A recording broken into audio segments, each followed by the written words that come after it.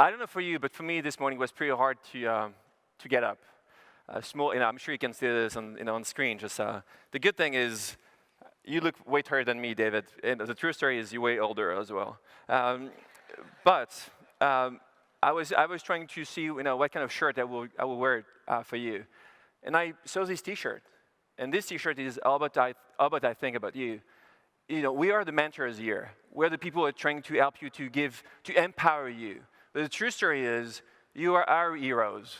You are, those people who would change the world. And the reason why I'm still optimistic about the world of tomorrow is because of you. Is less and less because of us. That's very important, because you have the power to change society. You have the power to change the way policymakers act. And you have the power to push those corporations to run businesses differently. So again, it's pretty amazing, and I'm very, very happy to be here. Now, the important subject is my delegate, Michelle. And it's interesting because those people, and I have to take my notes because her name is pretty crazy. And that's the thing in Brazil, in Portugal, they have 3 first names, 4 last names, and they put everything together. So the full name is Michelle Cardoso Pereira Schifino. So let me call her Michelle. Michelle, she is an activist. She started when she was 16 years old. And after she moved and she volunteered for Amnesty International in Brazil, she comes from a state in South Brazil called Santa Catarina. I don't know why I'm using the Italian accents. So that's weird. I'm sorry for this. Anyway, Santa Catarina, and she was working for Amnesty International. She ended up working for, she ended up being a journalist and working for a media group. But that's not the reason why she's here. She's here because she's this kind of woman that was able to change policy within a big global group. And that's what is important here. I do believe that all of you can change this. We need to make those people who run businesses understand that they need to act or they need to run businesses differently. And to do this, we have 3 forces. The first one is when we have, it's a top-down force, is when we have great just entrepreneur or CEO like Paul Polman, very close friend of the team here, CEO of Unilever, is very just into this. But after is the bottom up, and the bottom up is even more powerful. Is the way that you people will push hard to change organizations and to act and push them to run differently. And the third force is the side force. Is when they have this peer pressure, they have this guilty pressure.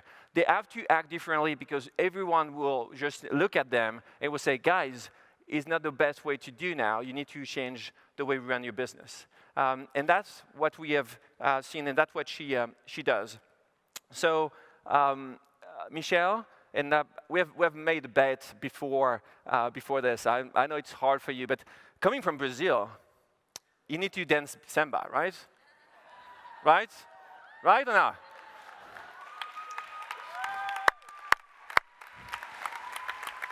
So, I have to dance samba too then. So, you teach me. You have to start with your foot, okay? Like this. Yeah.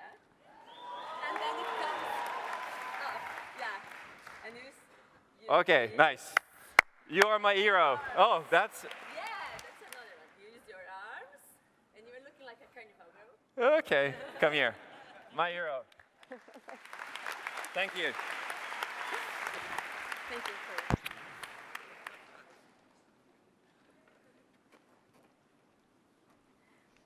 Good morning, dear delegates. In 1975, Clara Maersk vessel rescued 3,628 Vietnamese refugees from the sinking boat Truong Hoa, whose engine room was already into deep water, and people were at risk of drowning. Families loaded with hope were taken aboard and cared for. 2 days later, the ship entered the Hong Kong harbor, where the refugees were quickly brought ashore, including 3 babies born on the journey. One of the babies was named Clara. It was the largest single rescue of human lives in history. It's part of a seaman's duty to assist those in need. And we have several other examples of how our people have done their role. Since 2014, merchant vessels helped save about 70,000 refugees from the Mediterranean. And they will continue tirelessly acting on what they can do. So when saving lives becomes the task of the day, crews have done their utmost, as providing water, food, their own clothes, and solidarity to hundreds and thousands of people in distress. Obviously, that is not the responsibility of a shipping company to solve this humanitarian crisis.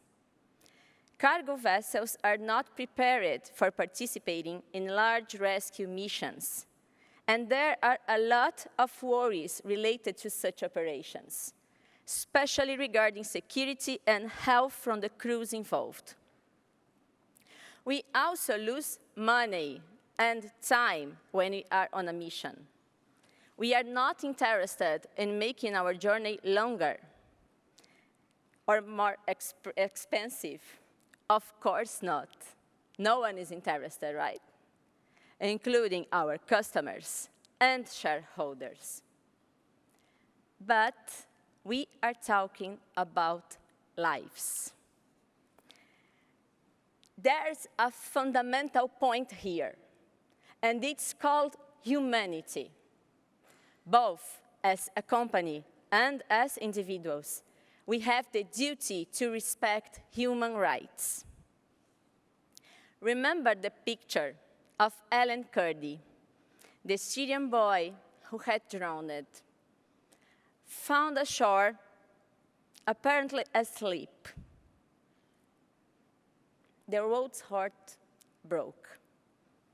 As him, since 2014, about 7,000 refugees died trying to reach a safe place to live. It's unacceptable. How many more lives must be lost due to this huge lack of responsibility? So I'm here today on behalf of Maersk Group, but also as a mother, as a sister, as a daughter, to urge governments, organizations, companies, citizens, and young leaders to realize their part and taking action on this global tragedy. Heads of governments, you shall increase the number of Coast Guard and appropriate vessels in this route. Providing assistance is not more than the minimum that you must do. Shipping companies are left to save lives as you fail to find a solution. International community, it's time to define a permanent mechanism for welcoming refugees and sharing efforts between countries to solve this crisis. People are dying, and you are still looking for a diplomatic understanding.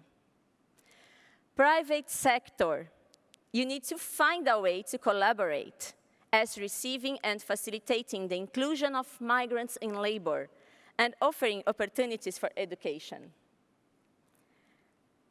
Nations, citizens, young leaders, we have to build a culture of more tolerance in order to avoid prejudice against foreigners.